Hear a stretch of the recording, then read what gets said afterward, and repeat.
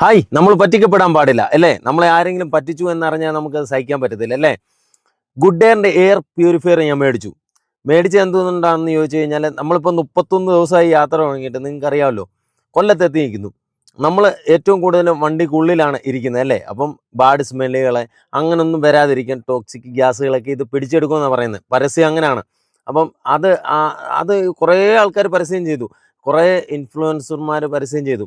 അപ്പോൾ ഇവരോടൊക്കെ എനിക്ക് പറയാനുള്ള ഒരേ ഒരു കാര്യമേ ഉള്ളൂ, നിങ്ങളോടുള്ള വിശ്വാസം കൊണ്ടാണ് പൊതുജനങ്ങൾ ഇത് മേടിക്കുന്നത്, നിങ്ങളോടുള്ള ഇഷ്ടം കൊണ്ടാണ്, നിങ്ങൾ പറയുന്നത് സത്യമാണെന്ന് കരുതിയിട്ടാണ് മേടിക്കുന്നത്. അതുകൊണ്ട് നിങ്ങൾക്ക് എത്ര പണം കിട്ടിയെന്ന് പറഞ്ഞാലും നിങ്ങൾ ഈ അറിയാത്ത കാര്യങ്ങൾ നിങ്ങൾ പറയരുത്. കാര്യം എന്താണെന്ന് വെച്ചാൽ, ഈ 31 ദിവസമായിട്ട് എൻ്റെ അനുഭവമാണ് ഞാൻ പങ്കുവെക്കുന്നത്. ഇത് കണ്ടില്ലേ, ഗുഡ് എയറിൻ്റെ ഗ്രീൻ ഉണ്ടായിരുന്നു, 1920 രൂപയ്ക്ക് തരാമെന്ന് പറഞ്ഞാൽ അതിന് ഓഫറുണ്ട്.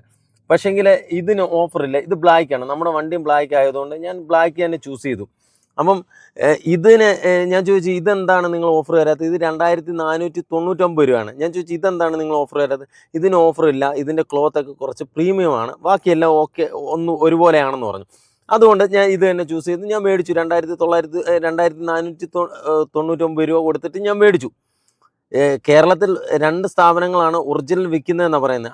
അതിലൊരു പ്രമുഖ സ്ഥാപനത്തിൽ നിന്നാണ് ഞാൻ ഇത് വാങ്ങിയത്. അതിൻ്റെ ബില്ലും കാര്യങ്ങളെല്ലാം എൻ്റെ കയ്യിൽ ഇരിപ്പുണ്ട്. ചില ആൾക്കാർ പറയും, നിങ്ങൾ മേടിക്കുന്ന ഡ്യൂപ്ലിക്കേറ്റ് ആണ്, അതിൻ്റെ ആ ഗുണം കിട്ടാത്തതെന്ന് പലരും പറയുന്നത് ഞാൻ കേട്ടിട്ടുണ്ട്, പരസ്യമായിട്ട് പറയുന്നത് ഞാൻ കേട്ടിട്ടുണ്ട്. പക്ഷേങ്കിൽ ഞാൻ ആദ്യം തന്നെ പറഞ്ഞല്ലോ, ഒരു പ്രമുഖ സ്ഥാപനത്തിൽ നിന്ന് തന്നെയാണ് മേടിച്ചത്, ഒറിജിനൽ വിൽക്കുന്ന സ്ഥാപനത്തിൽ നിന്ന് തന്നെയാണ് മേടിച്ചത്. 2499 രൂപയും കൊടുത്തു. അപ്പം എനിക്ക് പറയാനുള്ളത്, നിങ്ങൾ ആരെയും ഉപയോഗിച്ച് നോക്കിയിട്ടല്ലാതെ നിങ്ങൾ അതിൻ്റെ ഒരു റിവ്യൂ ഇടാൻ പാടില്ല. കാരണം ഞാൻ ഇതിനകത്ത് ഗുവ വെച്ചിട്ടുണ്ടായിരുന്നു. ഗുവ എടുത്തുകൊണ്ട് ഞാൻ റൂമിലേക്ക് പോയി. പിറ്റേ ദിവസം ഞങ്ങൾ ഇറങ്ങി വന്ന് വണ്ടിക്കുള്ളിലേക്ക് കയറുമ്പോഴും ആ ഗുവയുടെ സ്മെല്ല് അതിനകത്ത് നിൽക്കുകയാണ്.